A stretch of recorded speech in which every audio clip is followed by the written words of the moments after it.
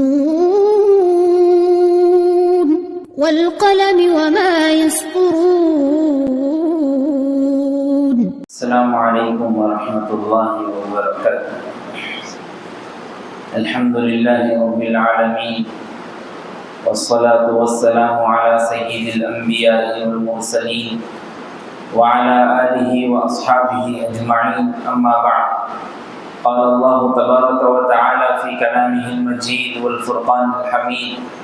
اعوذ باللہ من الشیطان الرجیم. بسم اللہ الرحمن الرحیم. یا ایہا الذین آمنوا کتب علیکم الصیام کما کتب علی الذین من قبلکم لعلکم تتقون. وقال فی موضع آخر یا ایہا الذین آمنوا اذا نودی للصلاة من یوم الجمعة فاسعوا الى ذکر اللہ وذروا البیع ذلکم خیر لکم ان کنتم تعلمون. صدق اللہ العظیم. اللهم صل وسلم وبارك على سيدنا محمد وبارك وسلم. اللهم صل وسلم وبارك على سيدنا محمد وبارك وسلم. اللهم صل وسلم وبارك على سيدنا محمد وبارك وسلم. معزز سامعین کرام، محترم بزرگوں اور دوستوں، گھروں میں بیٹھ کر سننے والی معزز خواتین اسلام، رمضان المبارک جو برکتوں، فضیلتوں اور سعادتوں والا مہینہ ہے، جس کے بارے میں قرآن مجید میں کئی آیتیں واضح طور پر اللہ تبارک و تعالیٰ نے ارشاد فرمائی اور کئی احادیث نبی کریم صلی اللہ علیہ وسلم سے بھی منقول ہے. ایک روایت میں تو یہ بھی آتا ہے کہ اللہ کے رسول صلی اللہ علیہ وسلم ایک مرتبہ خطبہ دینے کے لیے ممبر پر تشریف فرما تھے اور آپ ممبر پر چڑھ رہے تھے، اور جیسے ہی پہلی سیڑھی پر قدم رکھا تو آپ نے آمین کہا، دوسری سیڑھی پر قدم رکھا تو پھر آمین کہا، تیسری سیڑھی پر قدم رکھا تو پھر آمین کہا. جب خطبہ ہوا تو صحابہ کرام رضوان اللہ علیہم اجمعین نے یہ عمل دیکھا حضور صلی اللہ علیہ وسلم کا، جو پہلی مرتبہ ہوا تھا ان کے سامنے بھی.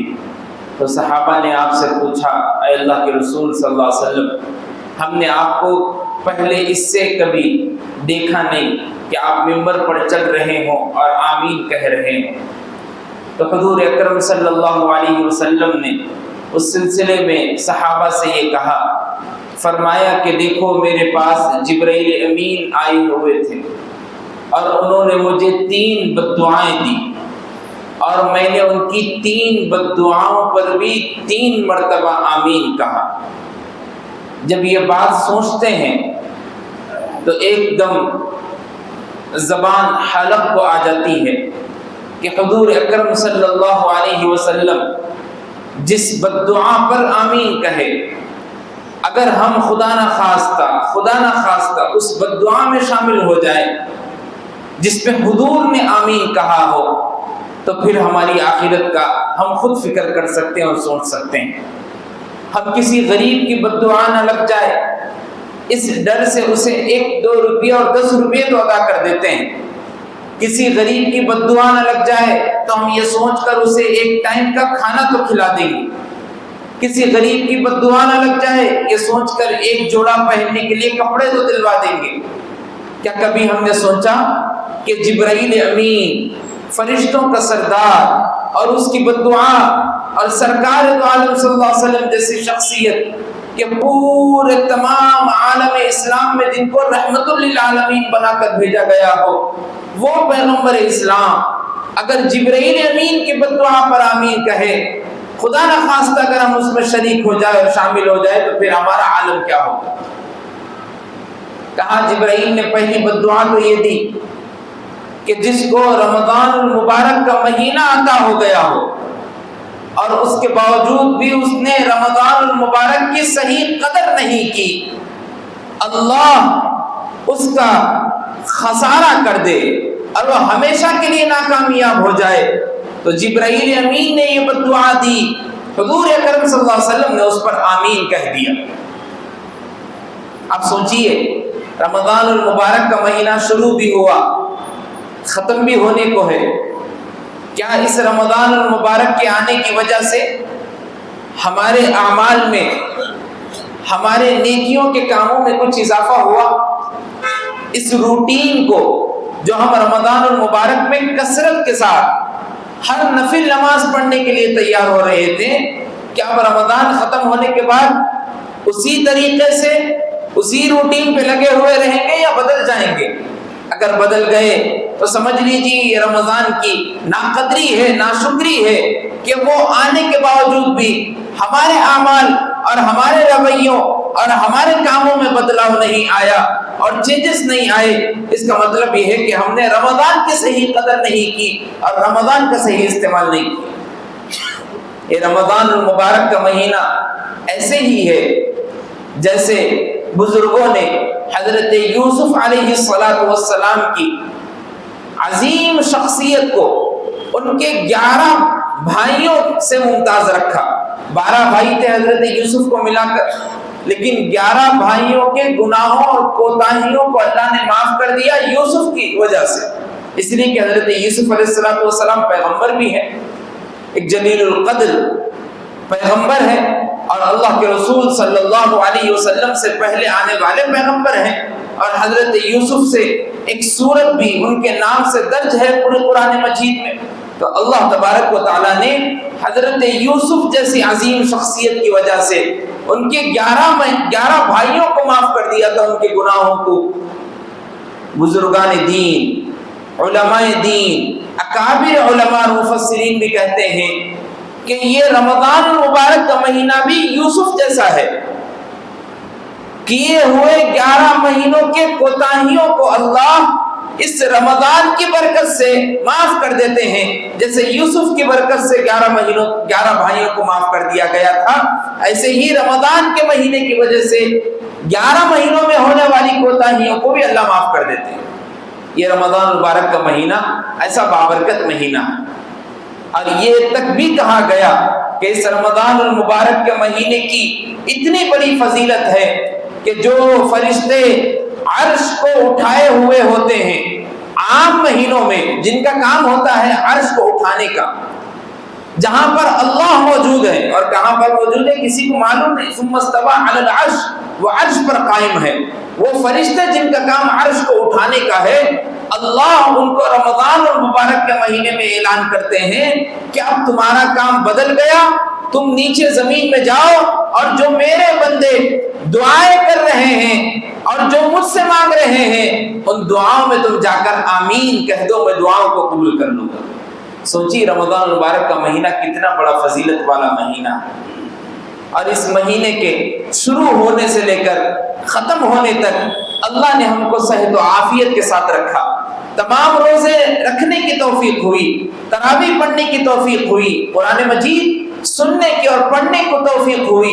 اس سے زیادہ کتنا بھی شکر ادا کیا جائے اللہ کا کم ہے، لیکن اصل میں بتانا مقصد یہ ہے اور مقصود یہ ہے کہ اس رمضان المبارک کی جیسی ہم نے قدر کی اور جیسے اس میں ہمارے اعمال کی ہم نے روٹین بنائی تھی، اس سلسلے میں آنے والے 11 مہینوں کو ایسے ہی بنانے کی ضرورت ہے جیسے ہم نے رمضان المبارک کو بنایا۔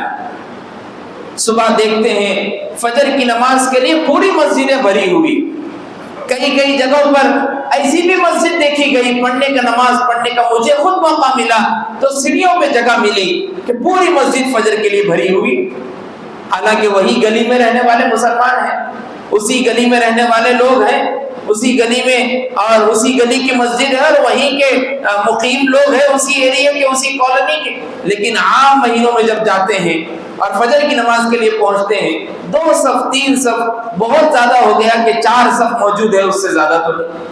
کہاں گئے بھائی مسلمان؟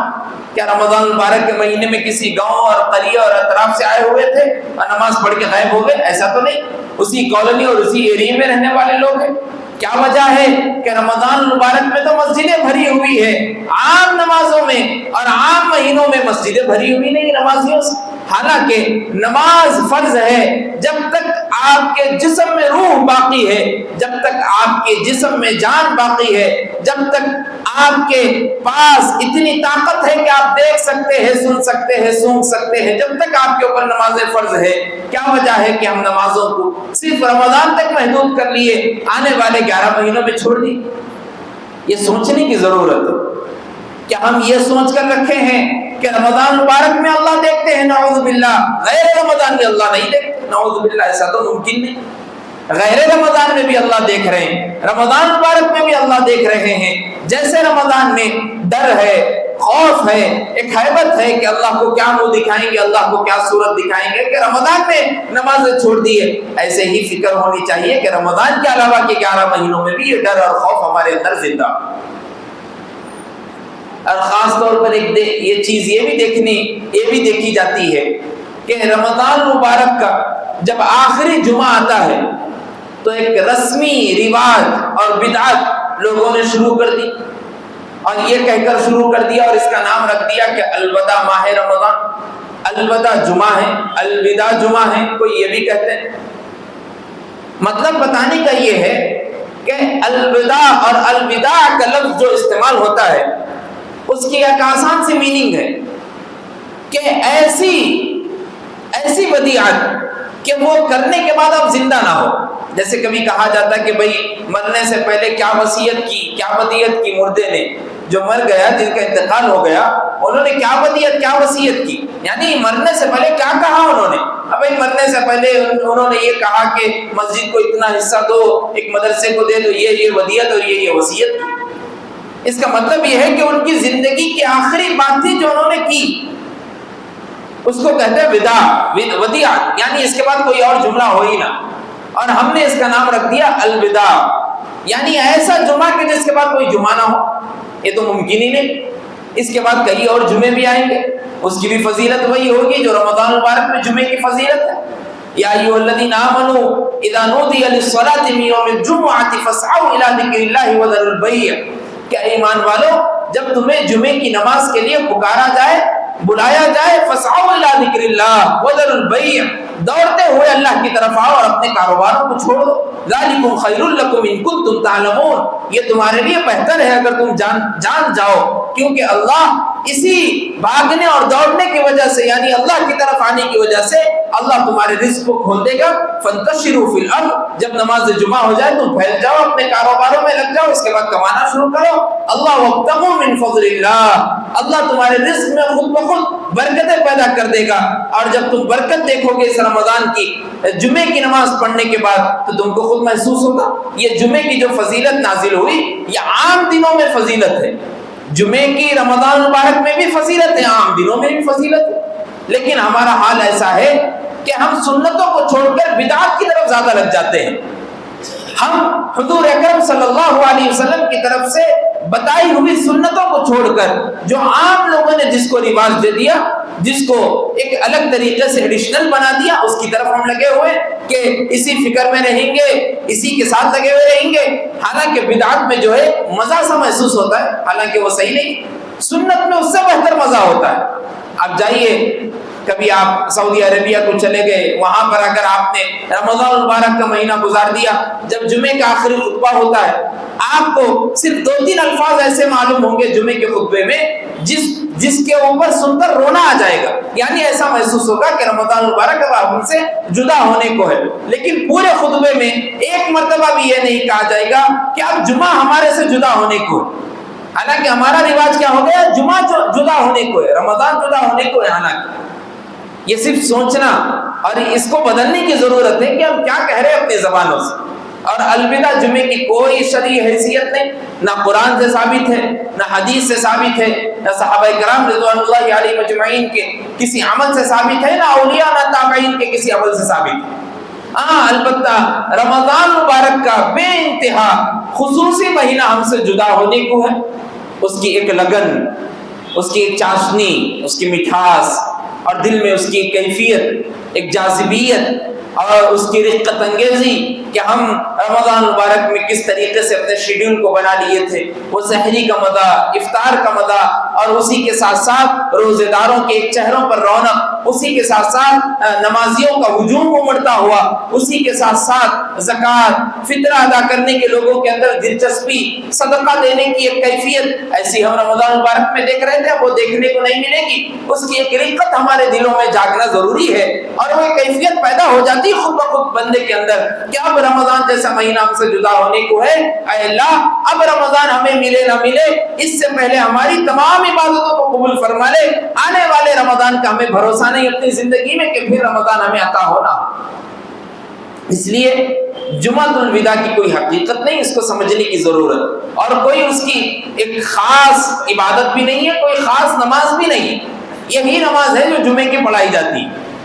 اور دوسری بات آج یہ کہنا مقصود ہے کہ صدقہ فطر،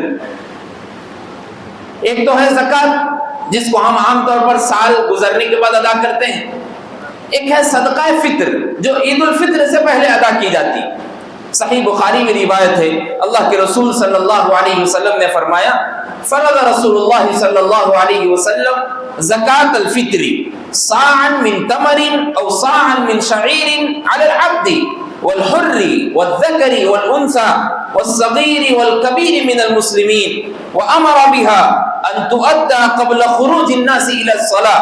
صحیح البخاری حدیث نمبر 15003۔ رسول کریم صلی اللہ علیہ وسلم نے فرمایا کہ فطر کی زکوٰۃ، فطر کی زکوٰۃ کا مطلب صدقہ فطر، صدقہ فطر ایک صاع کھجور یا ایک صاع جو فرض قرار دیا گیا ہے ہر اس شخص پر جو غلام ہو، آزاد ہو، مرد ہو، عورت ہو، چھوٹے اور بڑے ہو، تمام مسلمانوں پر آپ صلی اللہ علیہ وسلم نے یہ حکم دیا کہ نماز عید کو جانے سے پہلے یہ صدقہ ادا کر دیا جائے۔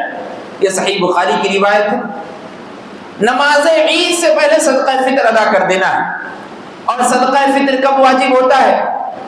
جب چاند دکھ جائے اور اس دن کی صبح شروع ہو جائے، یعنی شوال کا مہینہ شروع ہو گیا اور صبح صادق ہو گئی عید کی، فجر کے بعد صبح ہو گئی، اب صدقہ فطر واجب ہو گئے۔ اب ہر ایک کے لیے ضروری ہے کہ عید کو نماز سے پہنچنے سے پہلے صدقہ فطر ادا کر دے۔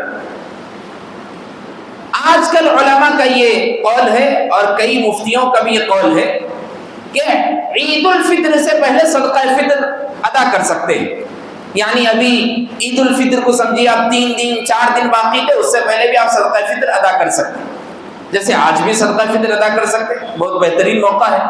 اس کی ایک وجہ یہ بھی ہے کہ اگر آپ 3 دن 4 دن 2 دن یا 1 دن پہلے صدقہ فطر ادا کریں گے تو جب کسی غریب کے پاس وہ مال پہنچے گا تو اس کو جس کی ضرورت رہی ان پیسوں سے وہ چیز وہ خرید لے گا۔ جیسے مثلا کپڑے کی ضرورت تھی، آپ عید سے پہلے لا کے اس کو پیسے دیں گے، اب کپڑے کہاں سے خریدے گا؟ ابھی تو عید کے صرف 1 گھنٹہ باقی ہے۔ اب اس کو ضرورت تھی سودے کی کہ میرے گھر میں بھی ایک شرخومہ بنے، میرے گھر میں بھی ایک میٹھی چاشنی کچھ بن جائے، ایک میٹھا سویٹ بن جائے۔ اب اس کو اگر آپ 1 گھنٹہ 1.5 گھنٹہ پہلے دیں گے تو پھر سودا کب خریدیں گے، بنائیں گے کب؟ اس سے بہتر ہے کہ آپ یا تو رات تک ادا کر دیں یا 2-3 دن پہلے دے دیں۔ اگر بچوں کی کچھ خریداری کرنی ہے، بہتر یہ ہے کہ آپ 4-5 دن پہلے ادا کر دیں کہ بھئی غریب ہے یہ بچوں کو کچھ دلا دے گا۔ صدقہ فطر آپ 2 دن 4 دن پہلے بھی ادا کر سکتے ہیں، لیکن فرض ہوتا ہے صدقہ فطر اسی عید کے دن صبح صادق کے بعد۔ اگر کسی نے صدقہ فطر کو عید کی نماز کے بعد ادا کر دیا تو وہ عام صدقہ شمار کیا جائے گا، صدقہ فطر شمار نہیں کیا جائے گا۔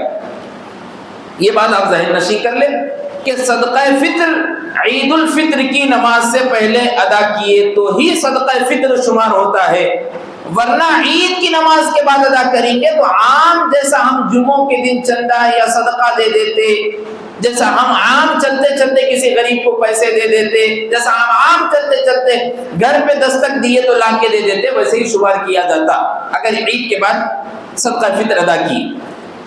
اب صدقہ فطر کس پر واجب ہے؟ اس حدیث میں نبی کریم صلی اللہ علیہ وسلم نے واضح طور پر بیان کر دیا کہ ہر غریب پر، ہر آزاد پر، ہر مرد پر، ہر چھوٹے پر، ہر بڑے پر، ہر عورت پر، سب پر صدقہ فطر واجب ہے۔ لیکن سوال یہ پیدا ہوتا ہے کیا کوئی ایسا غریب کہ جس کے پاس تھوڑا بھی پیسہ نہ ہو، تھوڑا بھی مال نہ ہو، وہ صرف اسی کمائی کے ذریعے سے اپنا گھر چلاتا ہو، رہن سہن کرتا ہو، تو علماء کا یہ کہنا ہے کہ بھئی صدقہ فطر اس پر واجب نہیں ہے۔ حضور کریم صلی اللہ علیہ وسلم کا اس حدیث میں غریب سے مراد یہ ہے کہ اس کے پاس اتنا مال ہو کہ کھانے پینے کے علاوہ بھی سامان بچ رہا ہو، اشیاء میں سے کچھ، تو اس کے اوپر صدقہ فطر واجب ہے۔ حالانکہ ایسا غریب آج کل بہت کم دیکھنے کو ملتا کہ بھائی اس کے پاس 500 روپے ہی ہے اور 500 روپے میں گھر چلانا، بہت کم لوگ ہیں جس کے پاس کچھ پیسہ رکھے ہوا بھی رہتا، تو ان لوگوں کے لیے صدقہ فطر واجب ہے۔ اب زکوٰۃ جن پر واجب ہوتی، صدقہ فطر انہی پر واجب ہوتا، جیسے زکوٰۃ کی بات اس سے پہلے گئی۔ ہاں، زکوٰۃ اور صدقہ فطر میں یہ الگ یہ چیز ہے کہ زکوٰۃ کو سال گزرنا پڑتا، لیکن صدقہ فطر کو سال گزرنے کی ضرورت نہیں۔ چھوٹا بچہ عید کے دن 3 بجے 4 بجے پیدا ہوا اور ابھی صبح صادق نہیں ہوئی، پیدا ہو کے 1 گھنٹہ ہی ہوا، تو اس پر بھی صدقہ فطر ہے، اس کے اوپر بھی صدقہ فطر ہے۔ یہ بات ذہن نشین کر لیجیے۔ زکوٰۃ کے لیے سال گزرنا پڑتا، لیکن صدقہ فطر ادا کرنے کے واسطے سال گزرنے کی ضرورت نہیں۔ چھوٹا بچہ ہو تو باپ کے لیے ضروری ہے کہ وہ بچے کی طرف سے صدقہ فطر ادا کرے، بچی ہو تو باپ کے لیے ضروری ہے کہ وہ صدقہ فطر ادا کرے۔ ہاں، بچہ بالغ ہے، خود کماتا ہے، تو ضروری ہے کہ بچہ خود اپنے جیب سے ادا کرے، ورنہ تو پھر باپ خود ادا کرے۔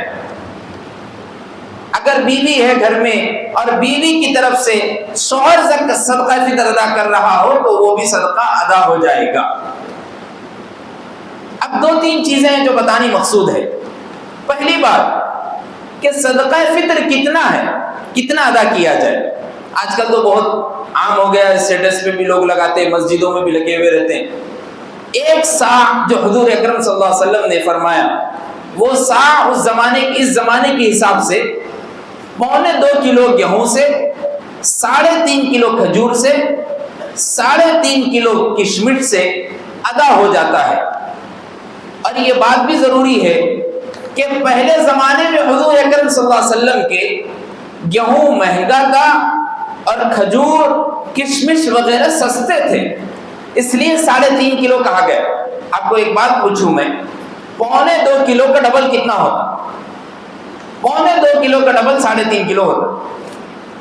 اس لیے گیہوں مہنگی تھی تو اس کو آدھا کر دیے، کشمش جو کھجور سستی تھی تو اس کو ڈبل کر دیے، اور کہیں کہ دیکھو اب ڈبل ادا کرنا ہے تم۔ اب اس زمانے میں گیہوں سستی ہے، کھجور کشمش برابر قیمت پہ، اتنا مہنگا بھی نہیں ہے، ادا کر سکتے ہیں، تو اس کو 3.5 کلو ہی ادا کرنا ہے۔ لیکن 2.25 کلو جو گیہوں ہم ادا کرتے اتنا پیسہ رکھ کے بھی وہ صحیح نہیں ہے، کیونکہ ہم کھانے کے لیے اور پہننے کے لیے تو اچھا کپڑا استعمال کریں گے، اچھے کھانے کھائیں گے، 10 کلومیٹر دور ہی کیوں حلیم ملتی نہ ہو وہاں پر پہنچیں گے، لائن میں بنا کے چندے کے جیسا ڈبے پکڑ کے حلیم لیں گے اور حدیث کھاتے ہوئے دکھائی دیں گے۔ اگر بریانی کے لیے لائن میں کھڑے ہونے کی ضرورت ہو تو وہاں بھی ٹوکن لے کے کھڑے ہو جائیں گے، سحری کے لیے ٹیبل نہیں ملا تو نیچے بیٹھ جائیں گے۔ ہوٹل کا کھانا ہے، اچھا کھانا ملتا ہے، یہاں کا ٹرینڈ ہے، اور یہاں کی میں ریل دیکھ کے یہاں تک پہنچا، ہر چیز کہیں گے گفتگو سے، لیکن جب دینے کی بات آتی کچھ تو وہی فقیری پہ آ جائیں گے، غریبی پہ آ جائیں گے، اور بولی گیہوں سے ادا کرے تو بھی ہو جاتا نا مول صاحب، گیہوں سے ادا کر 80 روپے ہے، کہتے خالی 80 روپے دے دیتا ہوں، میرا 160 روپے ہو جاتے 2 دنوں۔ ٹھیک ہے، 160 روپے میں کیا ہو سکتا غریب کا، آپ خود سوچو۔ اگر کوئی آپ کو، آپ کی بیٹی کی شادی رہی اور آپ کو لا کے 150 روپے دے اور بولے 150 روپے میری طرف سے رکھ لو، کچھ بھی کر لو شادی میں، تو آپ کے دل پہ کیا گزرتی ہوگی آپ سوچیے۔ 150 سے کیا ہو سکتا؟ پکانے کے لیے گیس کا سلنڈر نہیں مل رہا 150 200 500 میں، تو غریب کی کیا مدد ہو سکتی ہے اس 150 اور 200 اور 250 میں؟ اس لیے سوچنے کی ضرورت۔ اب کھجور کھانے کے لیے بہترین سے بہترین کھجور چوائس کر کے لاتے ہیں کہ اس میں کیڑے نہ ہو، پینٹ کھجور نہیں کھا سکتے ہمارے بچے، اجوا کھجور کی ضرورت ہے، جوسی ہو، اس میں گٹلی بھی چھوٹی ہو، مغز زیادہ ہو، سب چیزیں فکر میں ہیں، اور اس کو کھانے اور لینے کے لیے اچھے ڈرائی فروٹ کی دکان پہ جا کے اچھے سے اچھے ریٹ کا خرید کے لانے تیار ہے۔ جب صدقہ فطر ادا کرنے کی بات آتی ہے وہی لو کوالٹی پہ آ جاتے ہیں۔ حالانکہ بدلنے کی ضرورت ہے اپنے آپ، جہاں تک ہو سکے ممکن ہو تو کھجور سے ادا کرے صدقہ فطر، گھرانے کا مل کر اگر 4 لوگ رہتے ہیں اور 1 کلو کھجور کی قیمت 1000 روپے بنتی ہے تو 4000 روپے ادا کرنے کی کوشش کریں. کیا بڑی بات ہے، عید الفطر سال میں 1 مرتبہ آتی ہے اور اسی عید الفطر کا صدقہ فطر ادا کرنا ہے، اور اسی کے لیے ہمارے لیے یہ فائدہ ہے. وہ فائدے آپ کو بتائے جائیں گے، وہ ہمارے لیے یہ فائدہ ہے. تو اسی فائدے کو 2-3 ہزار سے اگر ہم کر دیں تو اللہ بھی خوش ہو جاتے، اور سامنے جو غریب ہے وہ غریب جب خوش ہو جائے گا اور دعائیں دے گا، اس سے ہماری بھی قسمت بدل سکتی، ہماری بھی تقدیر کے فیصلے بہتر ہو سکتے اللہ کی طرف سے. اس لیے ہمیں چاہیے کہ ہم بہترین صدقہ فطر ادا کریں. اب صدقہ فطر کیوں ادا کرنے کو کہا گیا؟ کیا وجہ ہے کہ حضور اکرم صلی اللہ علیہ وسلم نے اس کو وجوب قرار دیا کہ ہر شخص پر فرض ہے، واجب کے درجے میں ہے کہ وہ ادا کرے؟ کیوں، کیا وجہ ہے؟ پہلی وجہ یہ بتلائی کہ صدقہ فطر ادا کرنے سے جو روزوں میں کمیاں اور کوتاہیاں تھی اللہ اس کو ختم کر دیتے. کتنی بڑی بات ہے، اب سوچیے. ہمارے روزے تو شیخ عبد القادر جیلانی علیہ الرحمہ جیسے تو نہیں ہوں، ہمارے روزے تو صابر کلیری علیہ الرحمہ جیسے تو نہیں تھے، ہمارے روزے تو خواجہ معین الدین اجمیری چشتی رحمہ اللہ جیسے تو نہیں تھے، ہمارے روزے تو خواجہ نظام الدین اولیاء رحمہ اللہ جیسے تو نہیں تھے، ہمارے روزے تو حسن بصری علیہ الرحمہ جیسے تو نہیں تھے، ہمارے روزے تو محمود الحسن گنگوہی علیہ الرحمہ جیسے تو نہیں تھے، ہمارے روزے تو انور شاہ کشمیری علیہ الرحمہ جیسے تو نہیں تھے. ہمارے روزوں میں کمیاں تھی، کوتاہیاں تھی. کتنے روزے دار ایسے ہیں جو روزے کی حالت میں یوٹیوب دیکھتے دیکھتے 3 گھنٹے گزار دیے. کئی روزے دار ایسے ہیں جو انسٹا کھول دی، اوپن کر دیے تو 4 گھنٹے کام گزر گئے معلوم نہیں ہوا. کئی روزے دار ایسے ہیں جن کی رات پوری چبوترے میں گزر گئی، ڈبوں میں چلے گئی، ہوٹلوں میں چلے گئی، حالانکہ آخری عشرے کا تو عبادت کا عشرہ تھا. آخری عشرہ حضور صلی اللہ علیہ وسلم اعتکاف بیٹھتے تھے، مصنون اعتکاف تھا. ہم اپنے دلوں کو مسجد سے دور کر کے وہی جیسا عام مہینوں میں 11 مہینے میں رہتے تھے اسی حالت میں رہے. کتنی کمیاں اور کوتاہیاں ہم رمضان مبارک جیسے عظیم مہینے میں کیے نہ ہو. ان کمیوں اور کوتاہیوں کو پورا کرنے کے لیے اللہ کے رسول صلی اللہ علیہ وسلم نے صدقہ فطر وجوب کے درجے میں قرار دیا کہ اگر جس شخص نے صدقہ فطر ادا کر دیا، اللہ اس کے پہلے رمضان سے لے کر 30 رمضان تک 29 رمضان تک جتنے اس کے کمیاں اور کوتاہیاں اور لغزشیں اور غلطیاں رہیں گی روزوں کی حالت میں رمضان مبارک میں، اللہ اس صدقہ فطر کی وجہ سے معاف فرما دیں گے. سوچیے کتنی بڑی فضیلت والی بات ہے اور ہمارے لیے، اس لیے بہترین صدقہ فطر ادا کرنے کی ضرورت. دوسری چیز، اس سے غریبوں مساکین کا بھلا ہو جاتا ہے، ان کو کچھ کھانے پینے کے لیے پیسہ اور روپیہ میسر ہو جاتا ہے، اس لیے چاہیے کہ صدقہ فطر ادا کرے. تیسری چیز اللہ کے رسول صلی اللہ علیہ وسلم نے فرمایا، جو روایت بھی ہے حدیث کی، اللہ کے رسول صلی اللہ علیہ وسلم نے فرمایا کہ صدقہ فطر روزے دار کی لغو باتیں جو اس نے روزے کی حالت میں کہی، اللہ اکبر، ہم روزے کی حالت میں بھی کبھی جھوٹ بول دیے، غیبت کر دیے، چغلی کر دیے، کبھی لڑائی جھگڑے کی بات ہوئی. ابھی تو کل ہی واقعہ دیکھ کر حیرت ہوئی، آپ ہی کے ایریے بڑی مسجد کے پاس کتنی بڑی روزے دار کی حالت میں، روزوں کی حالت میں لوگوں نے لڑائی لڑی اور کئی لوگ اس میں زخمی بھی ہوئے، اور ایسا محسوس ہوا کہ مسجد کے پاس ہے اور روزے کی کیفیت ہے اور رمضان مبارک جیسا مقدس مہینہ چل رہا ہے اور افطار سے پہلے کا وقت ہے جو دعاؤں کی مقبولیت کا وقت ہے، جس میں اگر آپ نے کوئی بھی دعا مانگ لی اللہ اس کو قبول کرنے کے لیے تیار ہے. ہم مسلمان ہو کر اللہ کے رسول صلی اللہ علیہ وسلم کو آخری نبی تسلیم کر کر قرآن مجید جیسی مقدس کتاب کو پڑھنے والے ہو کر سر پر ٹوپی لگا کر اور فروٹ خریدنے کے لیے، افطار کے لیے، روزہ کھولنے کے لیے آتے ہیں اور اسی جگہ پر لڑائی شروع کر دی اور ایک دوسرے کو مار لیے. سوچئے اس لڑائی جھگڑے کی وجہ سے شب قدر جیسی عظیم رات کی تعین حضور اکرم صلی اللہ علیہ وسلم کے ذہن سے اٹھا لی گئی. تو ہم روزے کی حالت میں اگر لڑیں گے تو پورے 11 مہینوں کی برکتیں ختم ہو سکتی ہے، پورے 11 مہینوں کی برکتیں ختم ہو سکتی ہے، رزق کی کمی ہو سکتی ہے اگر روزوں کی حالت میں اگر ہم رمضان مبارک کے مہینے میں لڑیں. اور ہمارا مسلمان بھائی ایک دوسرے کو لکڑی سے مار لے رہے، ایک دوسرے کو بٹ پھینک کے مار لے رہے، ایک دوسرے کو فروٹ کی بنڈی اٹھا کے پھینک دے رہے. کیا وجہ ہے بھائی؟ کیا ہو گیا؟ اتنا بھی خوف، اتنا بھی ڈر نہیں ہے کہ سر پر ٹوپی ہے، رمضان جیسا مقدس مہینہ چل رہا. اور اس میں ایک کمنٹ پڑھنے کو ملا کسی غیر مسلم سے، یہ دیکھو پیسفل لوگوں کا پیسفل منتھ نہیں کہتے. دیکھیے کتنی شرمناک بات ہے. ایک غیر مسلم کمنٹ کرتا ہے یہ پیسفل لوگ بولتے اپنے آپ کو اور پیسفل منتھ بولتے رمضان کو. ان لوگوں کی پیسفل دیکھیے کیسا ہے. شرم آتی ہے پڑھ کر اور دیکھ کر، ان لوگوں کی باتیں سن کر۔ کوئی مسلمان کو کہتا ہے کہ بھائی تمہارے ایریے میں ہم نہیں رہ سکتے، یہاں پر صرف لڑائی جھگڑا ہوتا ہے، یہاں پر پینے اور کھانے والے لوگ ہوتے ہیں، صرف لڑائی جھگڑا کرتے ہیں، ہم اس ایریے میں رہنے کے قابل نہیں، اور اسی رہنے میں ہم رہتے ہیں، کہیں اور دور جا کر رہ لیں گے، یہاں پر نہیں رہ سکتے۔ حالانکہ مسلمان جیسی عظیم جماعت کہ جن کے آنے کی وجہ سے لوگوں کے اندر ایک محبت اور امن اور شانتی کا مذہب دینے کے لیے کہا گیا، اور یہی مسلمان آج کا یہ درس دیتا ہے۔ اللہ اکبر، ہم سب کو بچنے کی ضرورت ہے۔ اللہ کے رسول صلی اللہ علیہ وسلم نے صدقہ فطر کی فضیلت کے بارے میں یہ بھی ارشاد فرمایا کہ جو بندہ صدقہ فطر ادا کرتا ہے، اللہ تبارک و تعالی اس کو مقبول صدقہ ادا کرنے کا بھی ثواب دے دیتے ہیں۔ یعنی جب صدقہ فطر ادا کر دے گا، اس کا وہ صدقہ قبول ہو کر ہی رہے گا، اس میں ناقبولی کی بات کچھ بھی نہیں ہوگی۔ اس لیے بہتر ہے کہ ہم صدقہ فطر عید الفطر سے پہلے ادا کریں، عید الفطر کے بعد ادا کریں گے تو وہ عام صدقہ شمار ہوگا۔ اللہ کے رسول صلی اللہ علیہ وسلم نے ایک اور حدیث میں فرمایا، حضرت عبداللہ ابن عباس رضی اللہ عنہما روایت کرتے ہیں کہ جو عید کی نماز سے پہلے ادا کرے گا تو یہ مقبول صدقہ ہوگا، اور عید کی نماز کے بعد ادا کرے گا تو وہ عام صدقات میں سے شمار ہوگا۔ سنن ابن ابی داؤد کی روایت ہے۔ اللہ سے دعا کیجئے کہ اللہ ہم سب کو ان کہے ہوئے باتوں پر عمل کرنے کی توفیق عطا فرمائے، اور ہمارے رمضان میں جتنی کوتاہیاں اور جتنی لاپرواہیاں ہمارے سے ہو گئی، اللہ ان تمام خطاؤں کو، لغزشوں کو معاف فرما دیں، اور ہماری تمام عبادتوں کو قبول فرما لے۔ وآخر دعوانا ان الحمد للہ رب العالمین۔